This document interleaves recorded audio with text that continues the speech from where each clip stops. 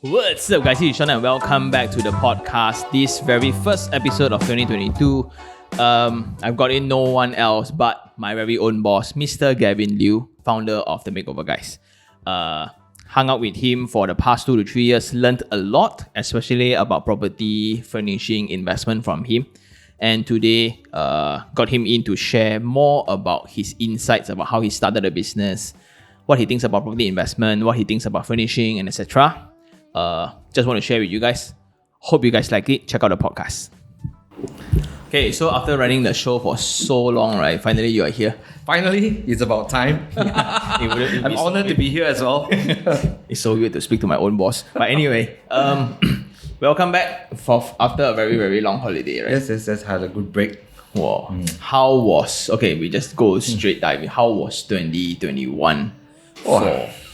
2021. I think 2021 is one of the most challenging years I've ever faced in 20 years. Actually, 20 years. 20 years of doing business. A lot of unexpected stuff happened, and we just have to wing it. Go with the flow. Find solutions. Then after that, you face another problem. You need to be agile.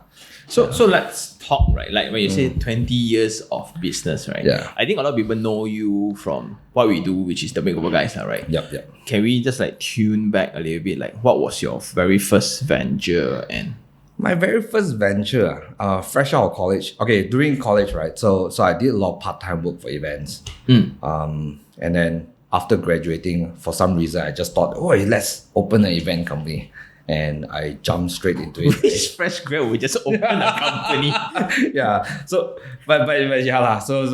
I jumped into it. So I figured that fresh out of college, nothing to lose. If I don't do it now, then maybe it's gonna be harder.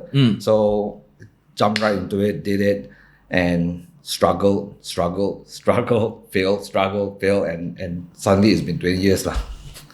Yeah.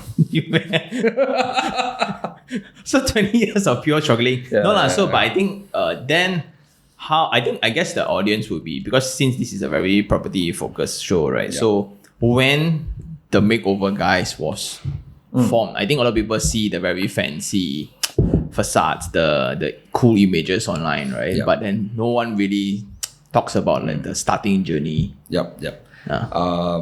So like I said so I started an event company 20 years ago. Then did a lot of stuff, made some mistakes, started another way again.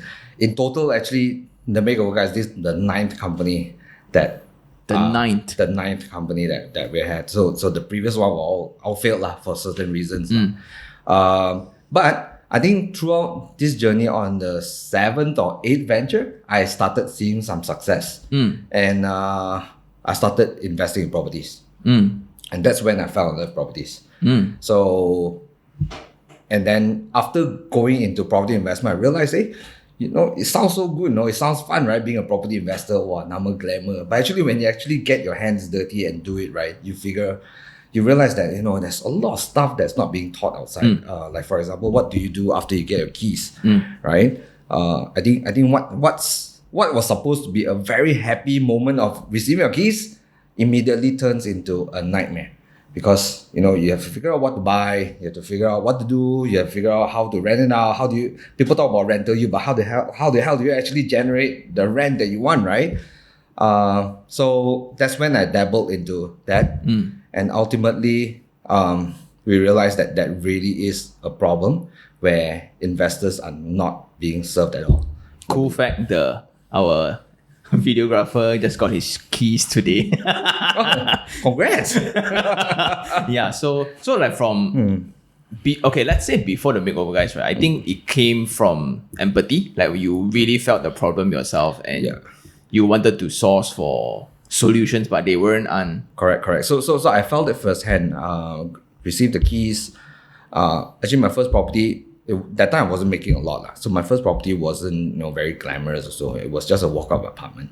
Bought it. But I know the installments was a struggle to, even a walk-up apartment at the time, the installments were a struggle for me to actually meet to meet and serve. I knew I needed to, at least break even. I needed to invest in a nice interior and differentiate my offerings from the rest of the competitors, which is the other people who's renting out. So I actually did a lot of DIY stuff. I figured out how do you present a good home without spending a lot of money. And ultimately, this mindset and this concept led to the birth of the Makeover Guys. Now to create impactful spaces and still make it affordable for investors. Well, I just rented out my brother's unit, and it took a very long time, right, just to convince the family to put in that amount of money to decorate, right? So again, that very old value of people still throwing in their second-hand furniture, treating tenants as second-grade citizens, right? Interviewing them like, exactly. Right. And this happened during that era when, that was the norm. When Makeover Guys was born, I think Makeover Guys has been around for 7 years. I started venturing into properties like 10, 11 years ago. And that was exactly what happened, right? When I said I wanted to buy new stuff, and then people told me, you buy new stuff, put in your own house, right? And then your used one, you put inside a rental home.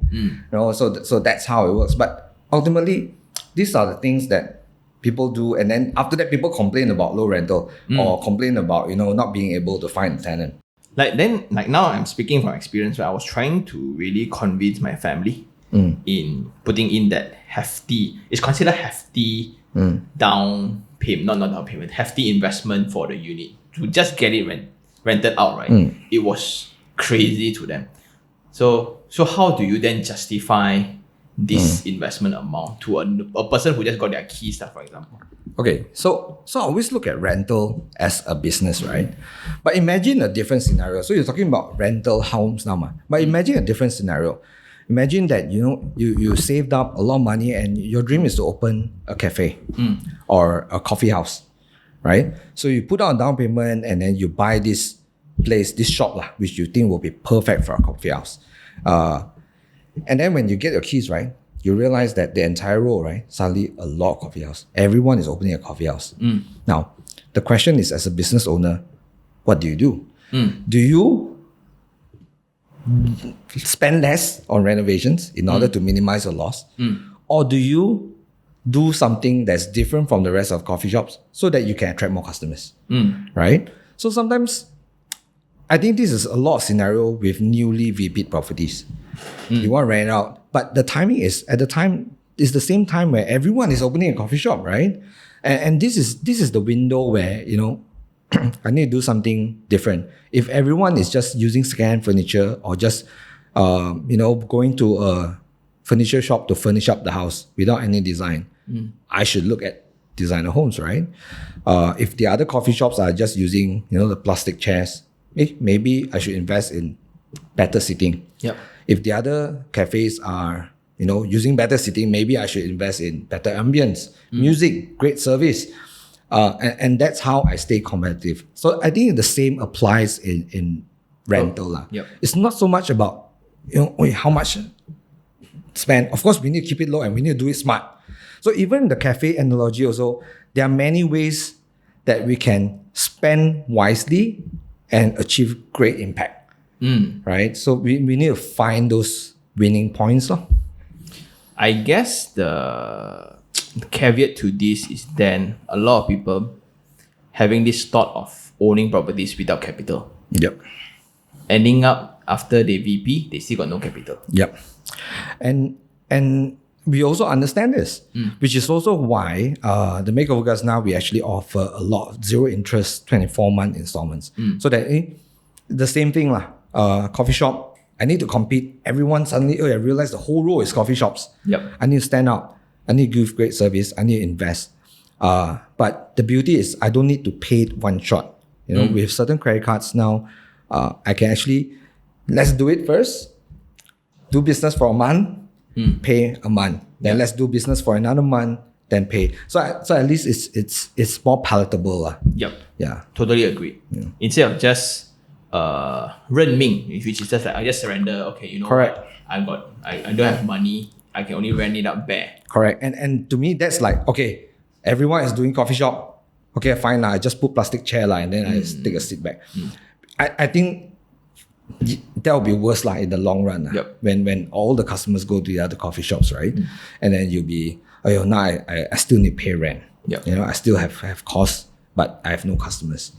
I think having no customers is worse. Yep. Worse. Something to add on also.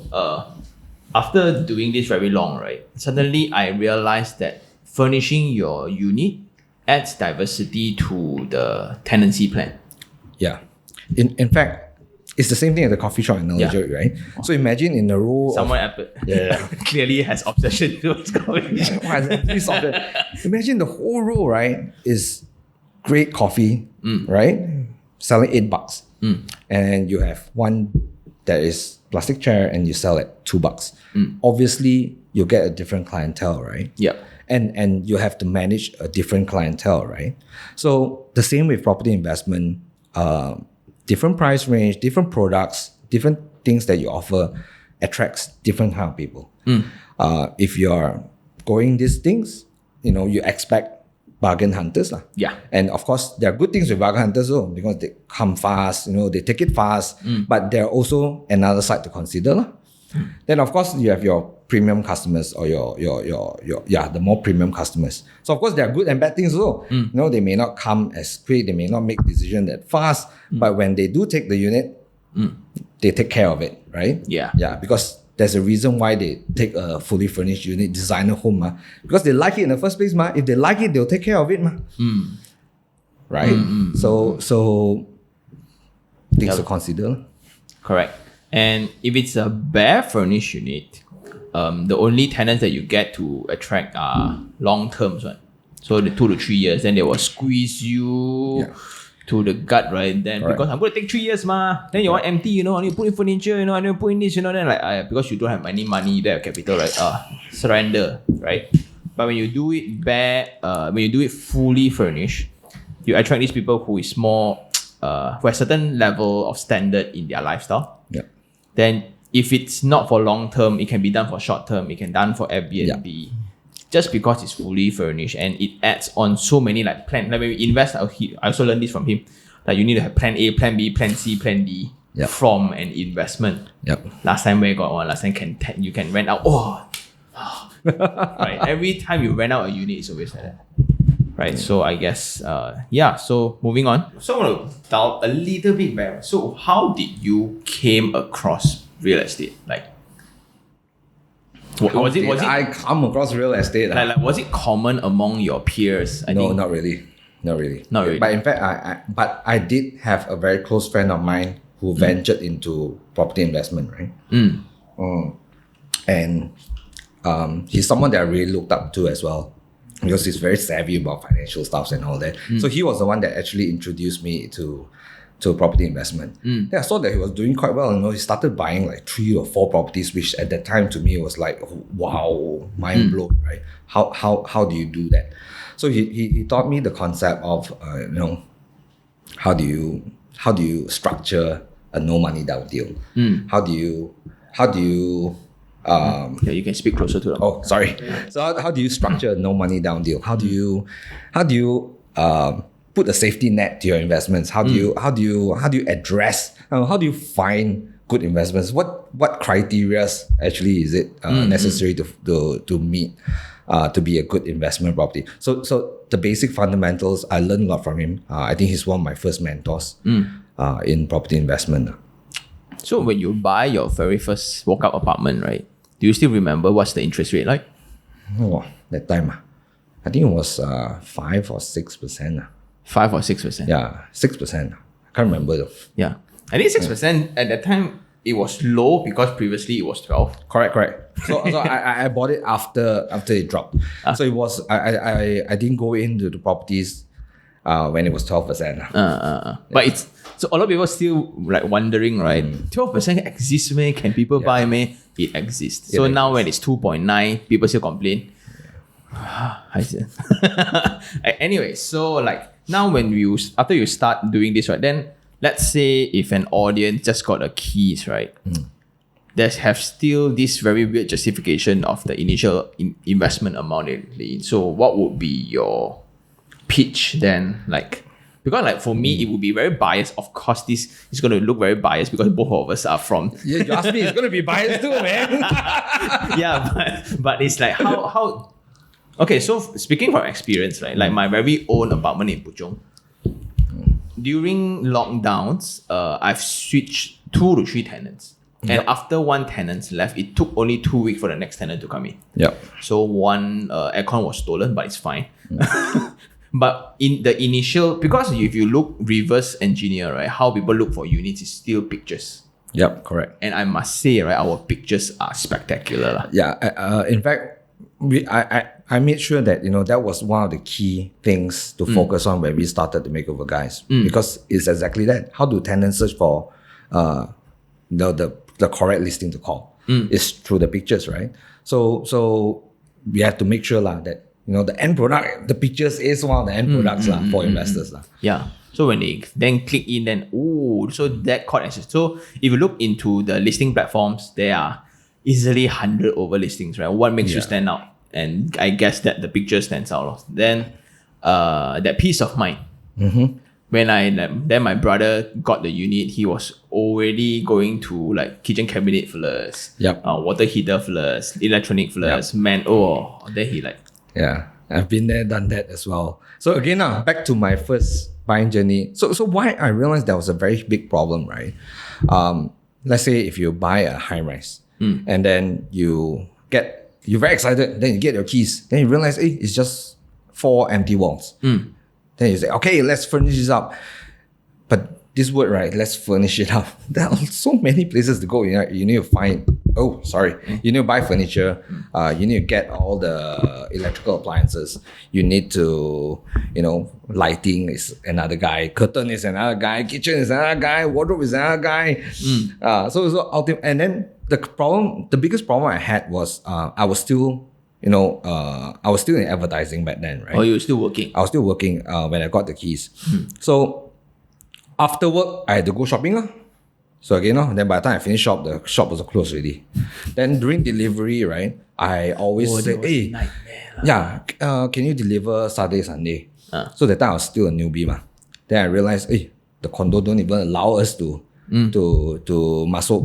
muscle all the stuff in weekends. So I had to set appointments to deliver on a weekday. Then weekday I got work. So it was a constant struggle, sacrificing lunch hours just to go and accept delivery. And then not to say you only have 1 or 2 deliveries, man. Some furniture alone, sometimes you got 3 or 4 supplies, right? So the whole thing was just a nightmare. At the end, it took me like 3 to 4 months just to complete my unit. But yeah. So then when was the moment that I think I got it? I think it was by the time I bought my 3rd or 4th property. That's when, hey, I think I'm getting a hang of it, right? So suddenly I know about the ins and outs already. Then I started doing it up properly, using wallpaper instead, just to minimize costs and still create the impact, and it worked. So this story was back then in Regalia, when it first VP'd, agents were telling me that rental is only 1,600, 1,700. But when I bought it at that time, right, I also did a lot of due diligence. I was expecting 2,000 plus And I needed 2,000 plus because I couldn't afford the negative cash flow. That every $100 a month is very important back then, right? So I didn't believe, how can it be 1,600 to 1,008? And that's when I put a little bit more effort to really, utilizing wallpapers, color coding, decorating it nicely. Which at that time I think it was unheard of, right? To provide a decorated home. I make sure I decorate it nicely, put things that really matter to a tenant. And I actually got my first unit rented out at 2,450. My installment was only 2001, 2002. So it actually got a positive cash flow. Then news broke out because then I have friends who bought that place as well. Then they started asking me, hey, help me do right? It seems so nice. And you only spend like that only. Hey, help me do that's when also started doing it, and then there really is this need in the market that led to the birth of the Makeover Guys. Because at that, when I joined you guys also, because I was from the developer side before I joined, then the only way we can see very nice units is via ID designers, right? Correct. And a lot of people do not know that the cost of the show unit and the interior design is almost similar. Correct. So what happened was, I'm sorry if there are IDs watching, but really what happened was, my Regalia unit was just a 500 square feet studio apartment. So initially, right, I actually didn't want to do it myself. I didn't want to. I wanted to outsource, right? So I contacted 3 to 4 companies, and at the time I thought, my whole life savings was like 15,000-20,000, which I thought, hey, okay, please help me do I think I have this, should be enough. A lot of people didn't even bother to quote, and some of them, okay, when the quotes came, it was $60,000, $70,000 for. It was a pure. Yeah, right. I mean, which was like, I can't afford this much, and plus it's not for me to stay, it's really for rent, so I had no choice but doing myself. So doing myself, I had to learn the ropes, and then that's when I got the success of high rental and all that. Yeah, look, again, right, for a lot of people, I guess the main issue with this understanding of renovation cost, right, is because not everyone buys 2 to 3 properties in their lifetime, right? But some of them are very fortunate; they have 1 or 2 family homes, right? Therefore, like, they went through renovation like once in their life or twice in their life, so it becomes like the only reason to splurge. Do one time only, right? Then only they don't understand where. Like my brother, they have no clue kitchen cabinet costs like 8 to 10,000, a very basic one. Correct. Right. So I always laugh at this where, Sean, I got 8,000. What can I do? Correct. Buy a settee. Correct. but I don't really, because how many people actually go through that process, right? Yep. When I first started, I was like that also, which was why I thought, I finally saved some money. Let's do it up nicely, until I realized then reality, did the crap out of me. So I guess it's that very perfect solution for time poor people, especially. I think, right? Yeah. So it's a very objective driven where the unit is really purely for rental. Yep. And when I came in, this was the biggest struggle I had. So I always bug him like, why you only do it for property investor? Yep. Like, why? Like people have to impose to be investors just to get our services for their homes. Like what was that thought process like? So back then, right? But today we have Easy Home that caters to own stay, right? But okay, so when we first started, we really needed to focus. We really needed to focus and to be great at one thing, and that was the path that we chose to pursue, which is be good at creating impactful spaces, minimal budget for rent. Right? Because let's say the key difference between own stay and a property investor, my conversation to you if you're a property investor will be, hey, if we do it like this, your target tenants, your profiles are, a majority expats, right? They'll be expecting a built-in cabinet, but you don't need to do it for all 3 bedrooms. You can use loose cabinets here because, but if it's for own stay, my conversation to you will be very, very different. My conversation will be, what do you like? Do you social a lot? Do you invite friends over for a lot? What are your family plans? Are you planning to have kids soon? Right? Do you have pets? And ultimately, this leads to a different result in interiors. It becomes less predictable. Right? So I guess the key thing we wanted to do was to build up, to optimize processes, to optimize inventories, to optimize deliveries, and be really, really good at that one thing. And ultimately, I think back in 2019, we were ready. That's when we ventured into own stay. Yep. So for those who don't, who are not aware of, so like we have another different branch which is called Easy Home, right? That is for, I'm going to use it anyway lah. So my home is ready. So like now, I'm so spoiled where all my investment units by default is going to go through the mail, and by default it's going to generate rental. So that's very cool. But Easy Home is one thing where you can use it for your own home. Yep. And after they do so much research, because I'm not part of the team, I was just doing my own videos, right? So what was the key difference, like the processes between a person who wants to do his own stay and investment? So investment, what is important is, of course, we have cash flow analysis, right? We have tenant profiling, we have area analysis, we have benchmark comparisons to other rental, other condos.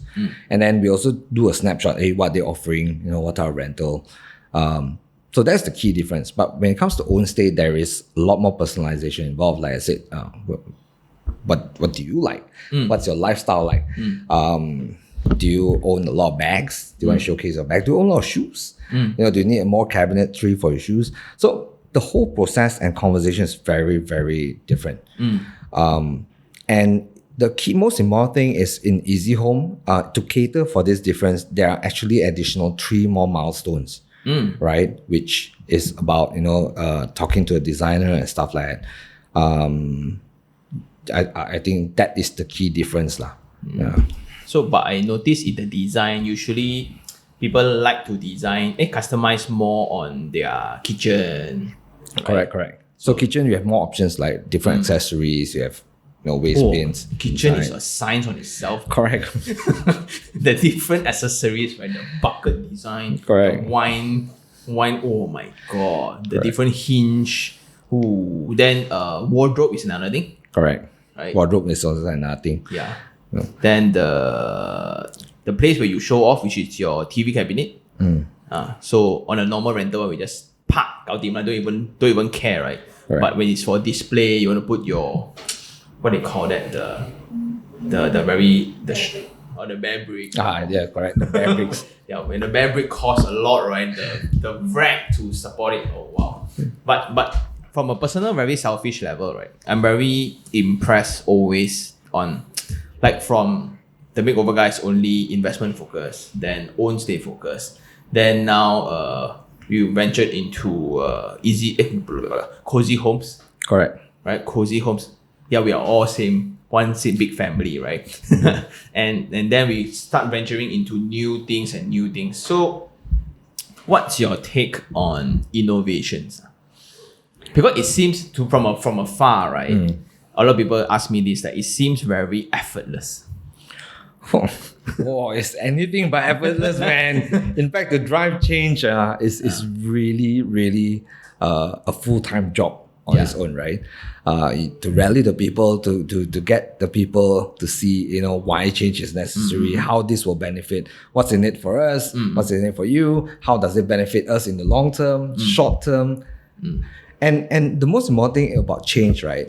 In any change, in the short term, someone will lose. It always is a win-lose situation. That means I change, right? Maybe I win, you lose. Yeah. But ultimately, what rallies the people along is, it's okay for it to be a win-lose situation for now, if it leads to a win-win situation in the end. Yeah, in the near future or in the future. So I think change is necessary. You need to constantly let people see how this will be a win-win, to make sure they really win-win, don't just cakap kosong. And recently, I went to one of the project, Setia City Residences. Honestly speaking, I had no clue we collaborated. Because of MCO, we weren't meeting each other for a very long time. Yeah. So when I went in, this feels familiar. It looks familiar. Yeah. So when did we start working very closely with developers?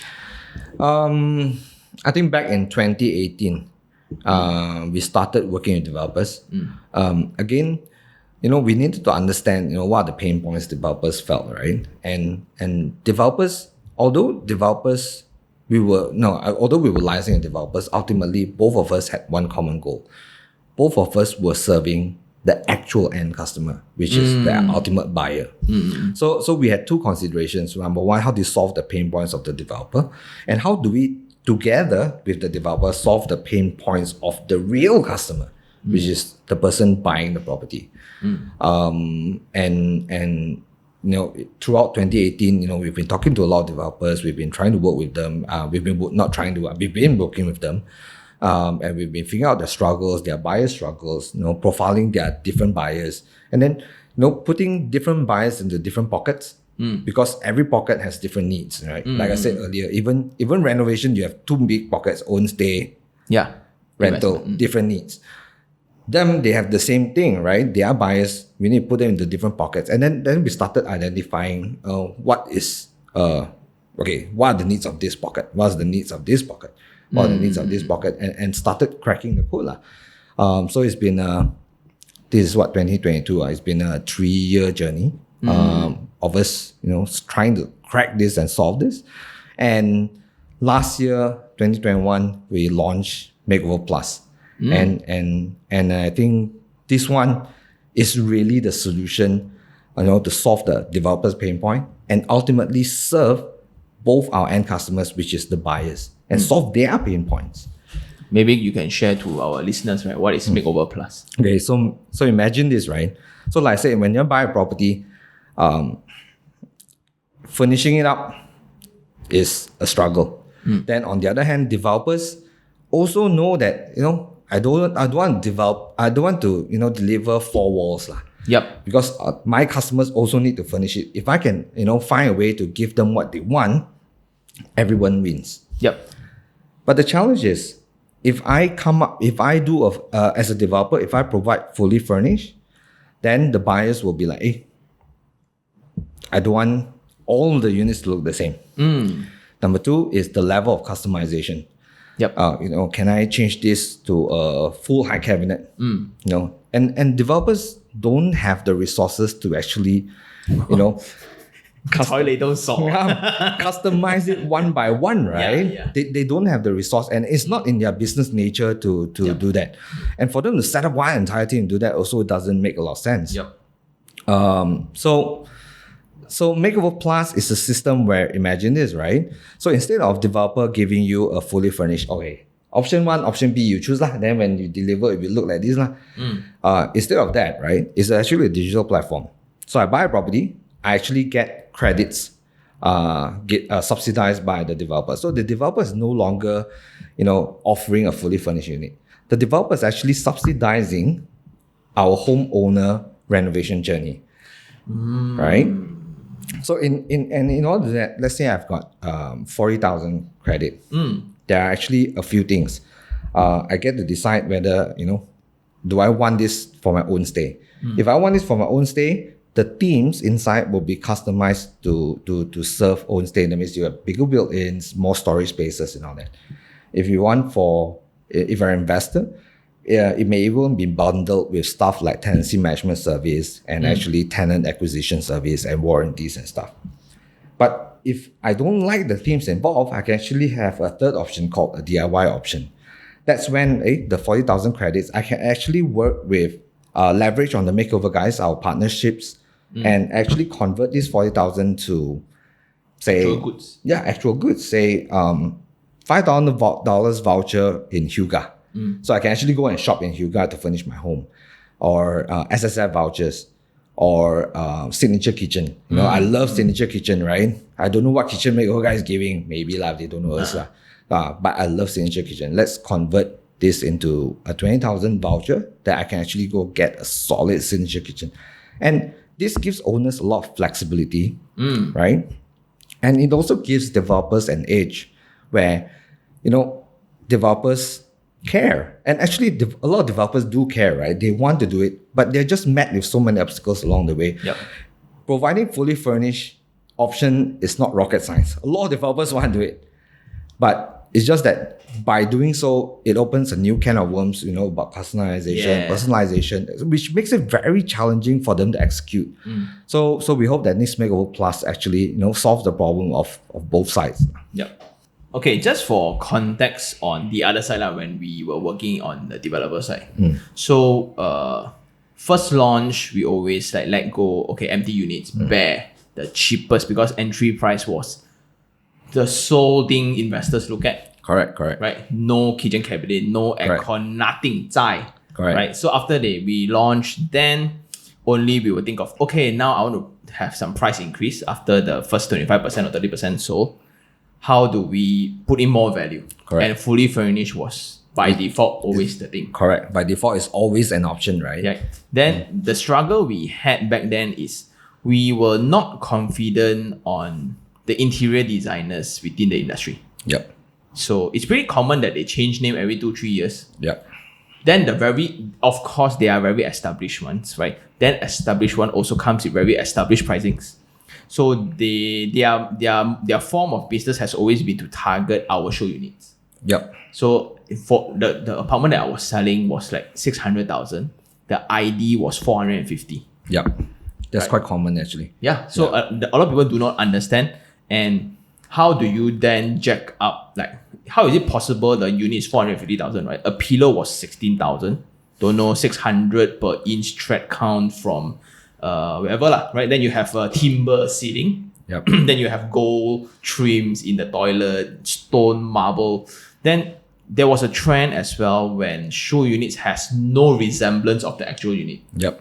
They changed the entire flooring, the material. They changed the whole toilet positions and things like that, which I didn't understand lah, right? Seriously, then when people buy, right, that's why in that era, everyone was pissed off when they VP went.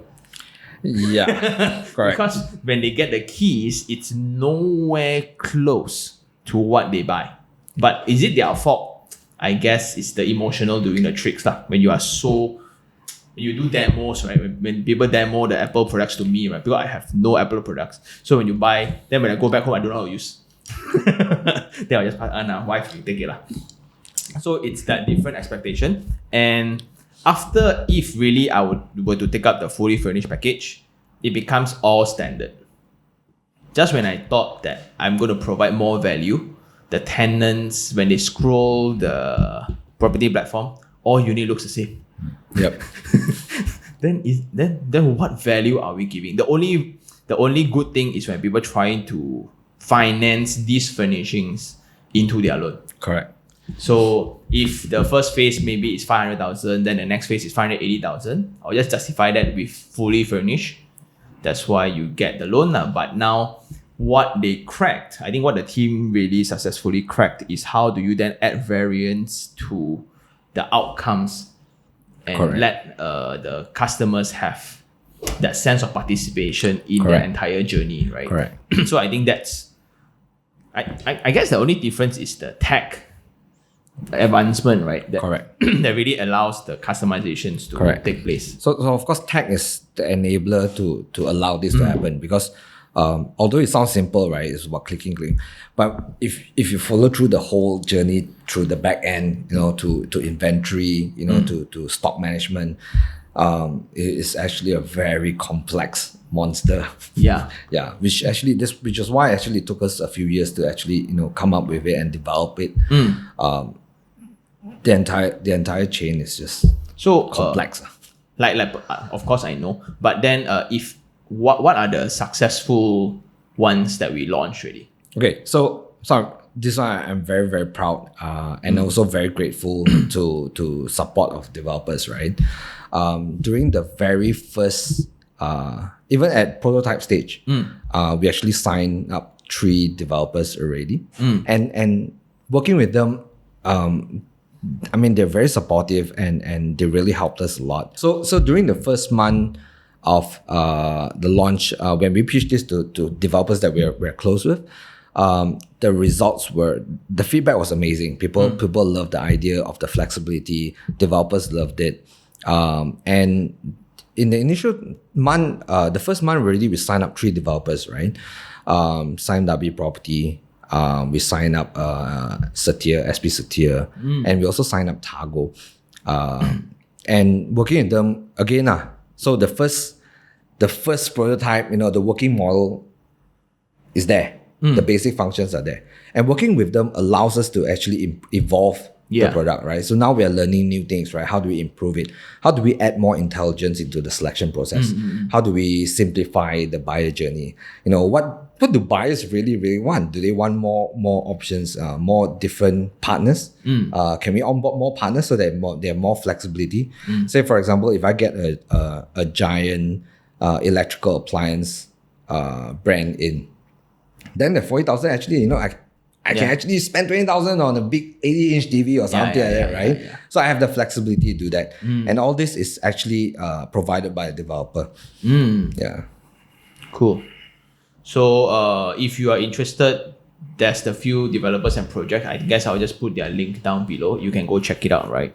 But I guess that for the audience sake, right, let's dive back to your very first property, which is the one, the walk-up apartment, right? Again, you were influenced by this friend can you share like what he shared that made you go through the hassle? Like what was that? Like, Okay. bro, like you should really look into it, bro. It's like it's like me trying to convince people to go into NFT right now. Okay. I still remember. So, like, bro, how do you make $1 million? How do you make $1 million? Make $1,000. Tell me a success, a proven formula, right? That is almost guaranteed, right, for you to make $1 million. What will you do? Now? Start business. Start business, lor. Sell things. Sell products, sell time, sell myself. Sell time, right? But with business, all that, there's risk, right? So, but what if I tell you there's a very simple formula, right? That you can actually make $1 million, which is as long as you buy $1 million worth of property, right? Get the property where the rental can cover the installments. Work 30 times in a lifetime. That means every year, right? One time tenancy, you work one time. One time tenancy, change tenant, you work one time. And even if the price don't go up, which as long as the installments cover your the rental cover installment, right? In 30 years, right, you're guaranteed to have $1 million, even if price don't go up. So to me, I thought it was mind blowing, because if I talk about business, then I have to talk about people, cash flow, business risk, and worry about sales. But in property, I think it's a lot simpler. So to me, that was one of the mind blowing things that actually made me. It's true, right? So if I buy $1 million worth of property, I don't even need to buy one, right? I can buy 300K properties. And as long as it's rented out to minimize my risk. So as long as it's rented out, covered installment, in 30 years, once the installment is paid off, I will have $1 million worth in assets, at least that I can sell, because it's tangible, right? Even if the price don't go up. If the price goes up, bonus. So that was actually what really opened up my mind to decide that I really want to do this. And I still remember, of course, I started reading a lot of books and all that, right? But the best way was I actually went out and just did it. So I just did it, and that's how I learned. And then repeat. What a good friend. Yeah. That's a very, very good friend. Yeah. And it's very rare that you have a friend that actually just breaks things down for you. Yeah. And I was also want to touch about the surrounding, right? Because I always believe environment forms the person. Then within your friends today, right?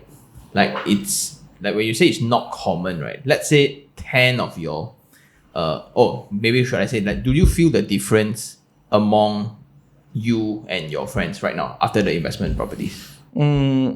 The rest of my friends, you mean? Yeah. I think as we grow older, then more and more of my friends realize, property investment is a proper way. Yeah, and naturally, a lot of them also actually ventured into investments. May I know what age you acquired your first one? I was actually a bit late to the game. I think I was around 30. 30.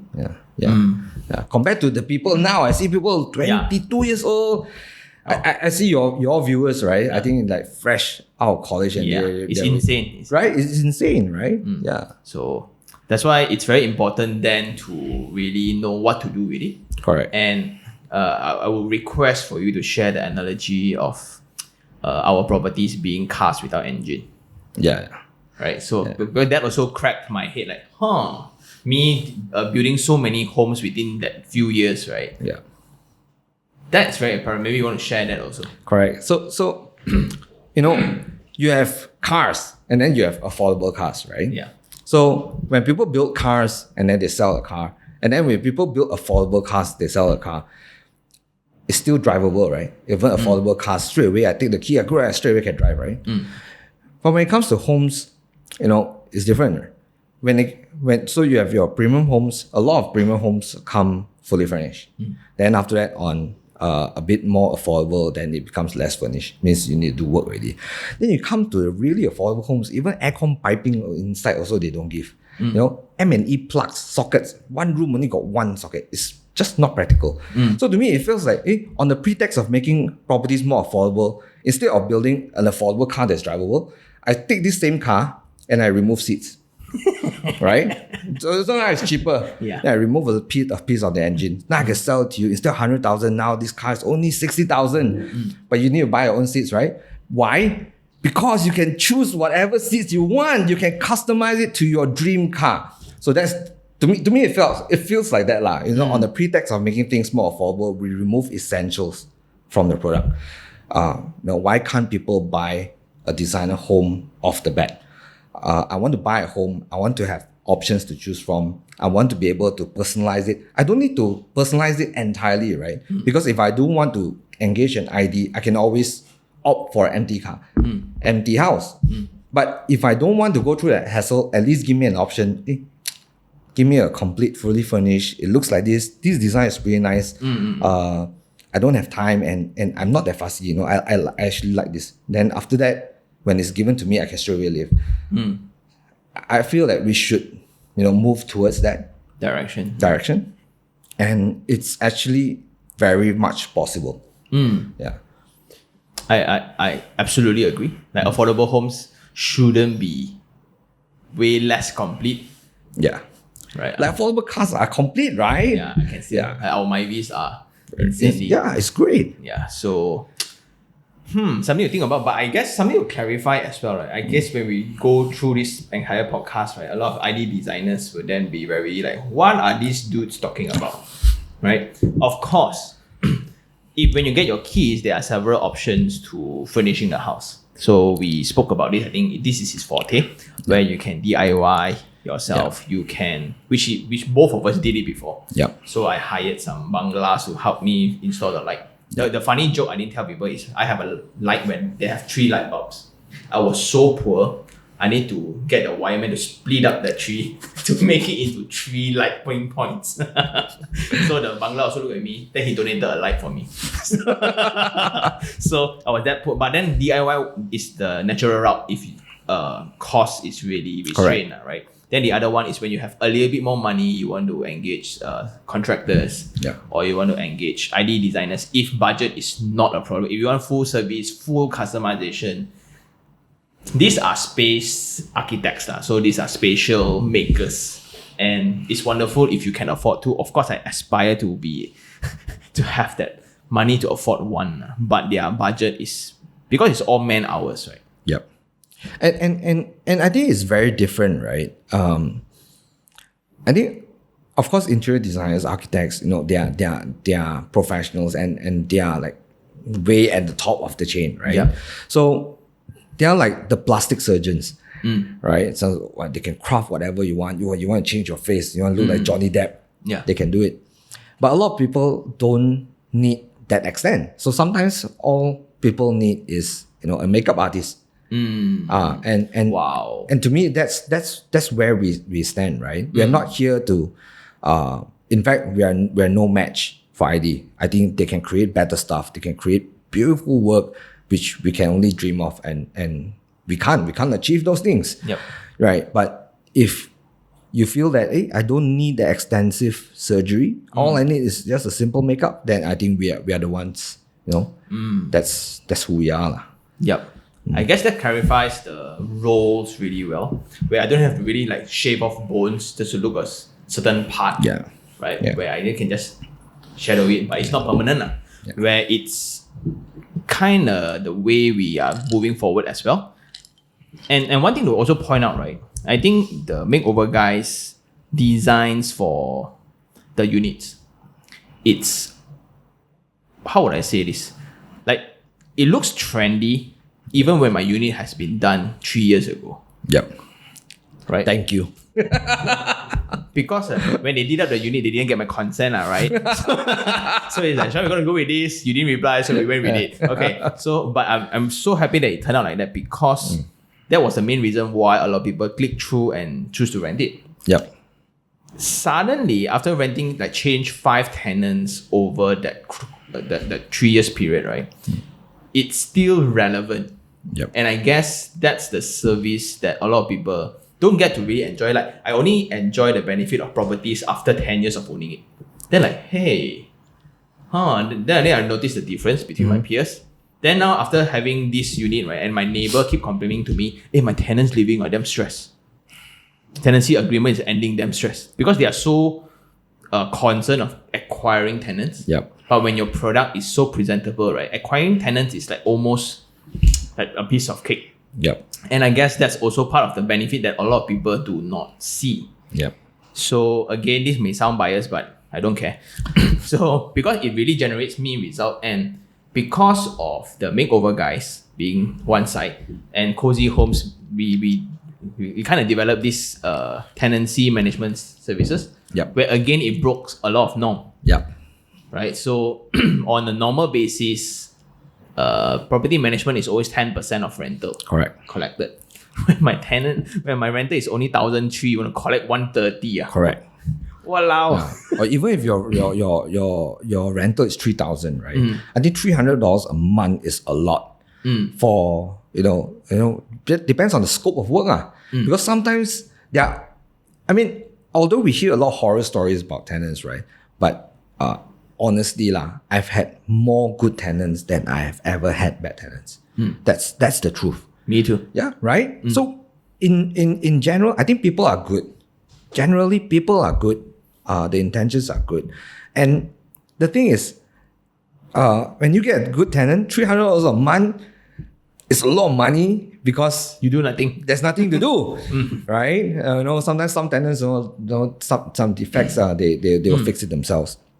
So we thought, hey, if that's the case, why don't we offer the most crucial services, right, at a very, very affordable rate? $99 a year. And $99 a year means that, now we collect the rent for you, we give you the reports, and then we be the main liaison, right, between you and your tenant. So if your tenant has any inquiry, they come to Cozy Homes instead of going to you. To me, then I think that's great. Then only on a as needed basis, then we charge. So for example, if you need utility monitoring, right? Because this fellow mining Bitcoin, is it? Mining Bitcoin, is it? Yeah. Then you pay a certain fee. Then so that way, right? You have more flexibility, and you're not locked down by like I said, the $300 a month. Yep. And you have more control over what you want to spend, what you don't want to spend. Yeah. And it's very liberating in terms of time. Like I shared the journey of my unit, the ceiling leaking. It was due to the floor trap from the toilet above. The work to be done requires less than 30 minutes. Punch a hole, gao tip. But the communication to that, right, takes 3 months. Yeah. So like the guys at the Property Guys, then they helped me sort all this out. And I think a lot of investors who, especially now, I think the profile of investors is no longer like last time, uncle, auntie, or sit around, nothing to do, they can collect their own rent. Yep. All of us have our own career to pursue, our business to build, right? Then this is the side gig. And when it's a side gig, it should liberate more time for you. Like, what's the point of, if not, it's going to be an active income. Yep. Right. So when you invest in a property, it makes you more busy, less time for your family. Then why invest in the first place? And I guess that's something to point out, because me being an employee and me being an user, a complete user of our services, right? It's just nice. And plus I get staff price stuff, so too bad for you guys. And I guess so if there's a person who is 28 years old today, coming to you, hey Gav, should I look into properties? What would you say? I say, of course. But of course, right, property investment comes after, making sure that your main income is sufficient. So if your main income, to me, I feel that the benchmark should be around five grand. 5,000. Yeah, to me, I feel that should be the benchmark before you venture into property investment. If you're not at 5,000 yet, then I think focus, because we all have limited energy and time, right? So if I put all my energy into a side gig and I neglect my main gig, who's only giving me a $2,000 income, $2,000 thing, then I think I'm going to fall behind. Yep. Right? If you're not at that, I think you should focus all your energy into learning, giving value, and increasing your main income. And when your income reaches a certain threshold, then I think that's when you start looking into property investment. And when you look into property investment, go for very secure, safe investments, meaning something, select a property that locals can afford. So staple that. Correct, staple type, right? Don't go into low cost, because I think low cost is there for a reason. Don't capitalize on it. Okay. Don't capitalize on low cost. But even medium cost apartments can, if you really put your due diligence in, you can actually hunt pretty good stuff. Yep. In fact, I think at this point of time, even in the primary market, I think it is very rare, right? Even in the primary market, there are a lot of good deals today. It is a buyer's market. Yep. I think start going into it. Then remember our Kailan theory. Yeah, exactly.